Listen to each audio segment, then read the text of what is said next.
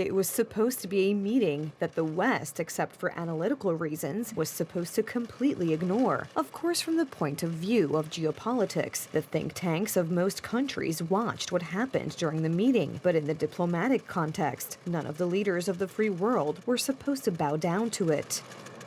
Unfortunately, to the surprise of most commentators, the UN Secretary General came to Kazan at Putin's invitation. Collectively, your countries represent nearly half of the world's population.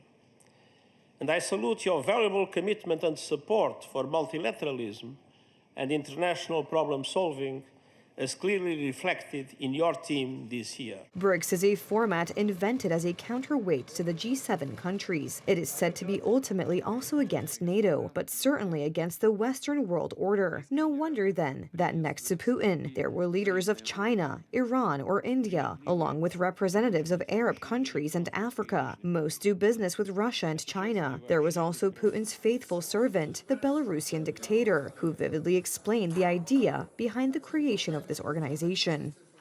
BRICS – это сообщество будущего. BRICS is a community of the future. Its potential is to put an end to the history of domination by the collective West, which has proved incapable of bearing the responsibility for the civilized development of international relations. Participating in this theater would perhaps have made sense if the UN Secretary General had come there to criticize the actions of Putin and other participants. However, nothing of the sort happened. Vladimir Putin, whom we will not waste time on quoting, laughed in his face.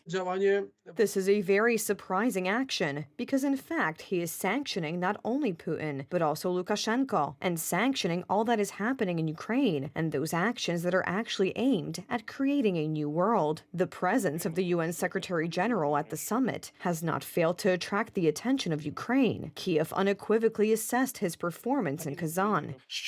It is important that the world does not forget about the goals and principles of the UN Charter and the purpose of creating this organization, even though some of its officials may prioritize temptations in Kazan over the content of the UN Charter. Our world is built in such a way that the rights of nations and the norms of international law do and will continue to matter. The UN Secretary General's visit to Kazan is appalling for yet another reason. He received an official invitation to the Ukrainian Summit for Peace in Switzerland this June. He declined to attend, citing UN neutrality.